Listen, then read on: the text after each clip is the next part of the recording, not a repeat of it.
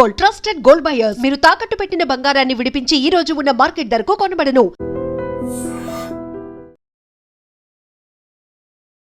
నమస్కారం, welcome to iDream media. నేను మీ సంగీత. ఒక వ్యక్తిని చంపితే అది హత్యగా పరిగణిస్తారు. అదే ఎలాంటి తప్పు చేయకుండా, ఎలాంటి తప్పులో ఇన్వాల్వ్ అవ్వకుండా ఒక వ్యక్తిని అన్యాయంగా 20 సంవత్సరాల పాటు జైల్లో బంధిస్తే దాన్ని ఏమంటారు? ఇక దాన్ని హత్యతో కూడా కాదు, చాలా ఘోరమైన నేరంగా పరిగణించవచ్చు. మనం ఈరోజు ఒక కేసు కోసం మాట్లాడుకోవట్లేదు, మన కళ్ళ ముందే నాశనమైన ఒక జీవితం గురించి మాట్లాడుకుందాం. ఉత్తరప్రదేశ్లోని లలిత్పూర్కి చెందిన ఒక వ్యక్తి పేరు విష్ణు తివారీ. ఆ వ్యక్తికి 23 ఏళ్ల సంవత్సరాలు.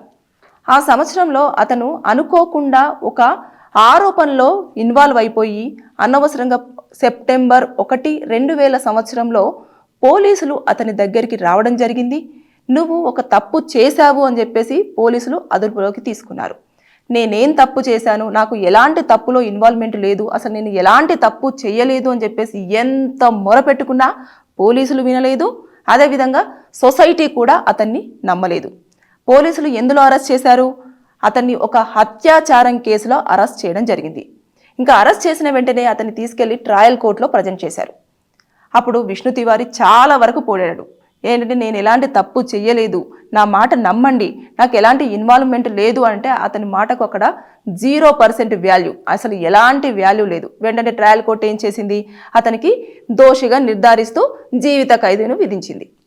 అప్పుడు అతనికి ఎంత సంవత్సరాలు? 23 సంవత్సరాలే. సరే, అతను ఏం చేశాడు? నేను ఎలాంటి తప్పు చెయ్యలేదు, నేను ఎలాగైనా సరే నిరూపించుకోవాలి అన్న ఉద్దేశంతో హైకోర్టులో అతను ఒక పిటిషన్ దాఖలు చేసుకున్నాడు. నాకు ఎలాంటి ఈ తప్పులో ఇన్వాల్వ్మెంట్ లేదు, నేను ఎలాంటి అత్యాచారంలో పాల్గొనలేదు, నాకు అసలు నేరంలోనూ ఎలాంటి సంబంధం లేదు అని చెప్పేసి అతను ఏం చేశాడు? పిటిషన్ వేసుకున్న తర్వాత హైకోర్టులో 20 ఏళ్ల పాటు అతని యొక్క కేసు అంతా రన్ అవుతూ చివరికి 20 ఏళ్ల తర్వాత ఒక సింపుల్గా విష్ణు తివారీ ఎలాంటి తప్పు చేయలేదు, అతను నిర్దోషి అని చెప్పేసి సింపుల్గా చెప్పడం జరిగింది. తీర్పిచ్చేశారు. ఇక్కడ 20 ఏళ్ల జీవితం అతను జైలు గోడల మధ్య గడిపాడు. ఆ 20 ఏళ్లలో అతను ఎంత కోల్పోయాడు? తండ్రిని కోల్పోయాడు, అన్నదమ్ములని కోల్పోయాడు, చివరికి ఒక ఇల్లు కూడా లేకుండా ఒంటరివాడైపోయాడు. జీవితం మీద నిరాశ, ఇంకా నాకు ఏమీ చెయ్యలేను అని చెప్పేసి ఒక అసహనం, ఇవన్నీ కూడా విష్ణు తివారీలో కనిపించాయి. అతనికి 23 ఏళ్ల సంవత్సరంలో జైల్లో అడుగు పెడితే అతనికి 43 సంవత్సరాలు వచ్చిన తర్వాత అతను జైలు నుంచి బయటికి రావడం జరిగింది. వచ్చేసరికి మొత్తం చేంజ్ అయిపోయింది. ఎవరూ లేరు, ఒంటరివాడైపోయాడు. ఎవరితో కలుద్దామన్నా, ఎవరితో మాట్లాడదామన్నా కూడా అక్కడ మనుషులు కరువైపోయారు. అతను బయటకు వచ్చిన తర్వాత అతన్ని చూస్తే జుట్టు నెరిసిపోయి, ముసలివాడైపోయి, అనారోగ్యంతో చాలా దీన స్థితిలో కనిపించాడు. అతను చెప్పిన మాటలు కూడా చాలా హృదయ విదారకంగా ఎంతో మంది యొక్క హృదయాలను కలిచివేసింది. నేను గతంలోనే ఎన్నోసార్లు చెప్పాను, నాకు ఎలాంటి సంబంధం లేదు, నేను ఎలాంటి తప్పు చేయలేదు, నన్ను నమ్మండి అని చెప్పేసి అన్నా సరే వినిపించుకోకుండా నన్ను ఇలా నా జీవితాన్ని నాశనం చేయడం జరిగింది అని చెప్పేసి ఎన్నోసార్లు బాధపడ్డము. అదేవిధంగా బయటకు వచ్చిన తర్వాత కూడా అతని మాటలు కూడా చాలా బాధాకరంగా ఉన్నాయి. ఇక్కడ అతను కోల్పోయిన 20 ఏళ్ల జీవితాన్ని ఆ తెల్ల కాగితం మీద సింపుల్గా రాశారు కదా, మీరు నిర్దోషి అని చెప్పేసి. ఆ 20 ఏళ్ల జీవితాన్ని తిరిగి తీసుకురాగలదా? తర్వాత అతను చెయ్యని తప్పుకు దోషిగా పరిగణిస్తూ అరెస్ట్ చేసడము, తర్వాత ఖైదీగా చూపించడము, ఇవన్నీ చేశారు కదా, వారేమైనా రెస్పాన్సిబిలిటీ తీసుకుంటారా అతని జీవితానికి సంబంధించి?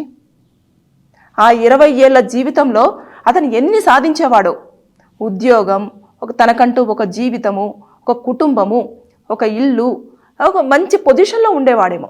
దాన్నంతా కోల్పోయి ఏమీ లేకుండా ఒంటరివాడైపోయి రోజు ఏడుస్తూ కూర్చోవలసిన పరిస్థితి చోటు చేసుకుంది.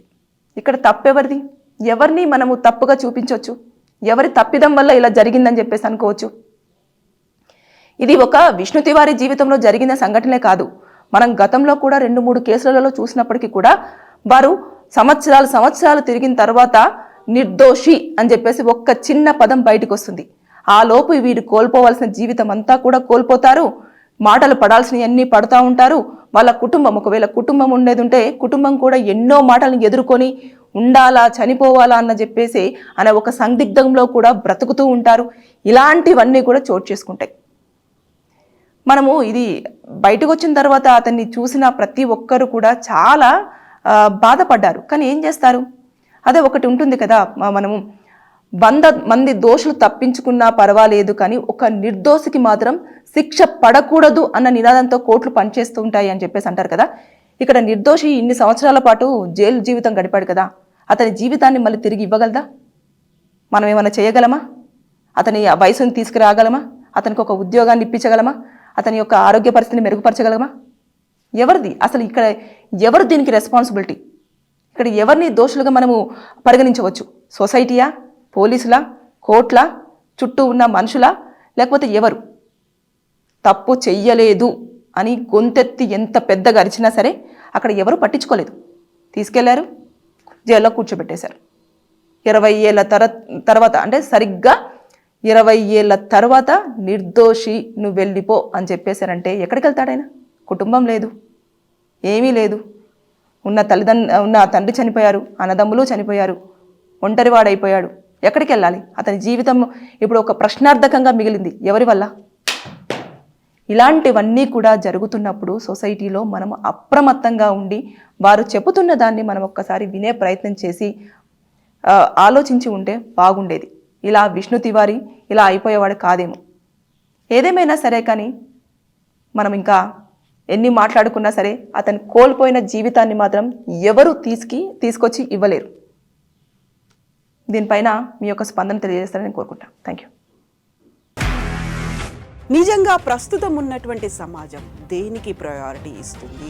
ఆర్థిక సంబంధాల చుట్టూ మాత్రమే తిరుగుతోంది. మళ్ళీ ఎన్నికలంగానే చాలా విరక్తి కలుగుతున్నాం. మంచి అనిపిస్తుంది కదా, లేడీస్ కూడా ఛాలెంజింగ్ జాబ్స్ చేసినప్పుడు చాలా బాగుంటది. ట్రాఫిక్ అసిస్టెంట్స్ గా నియమించిన ట్రాన్స్జెండర్స్ అందరితో సాల్యూట్ చేయించుకుంటున్నారు. ఫుడ్ డెలివరీ ఇవ్వటానికి వెళ్ళినటువంటి డెలివరీ బాయ్ అనిల్ పై కళ్ళ ముందు పెళ్ళండి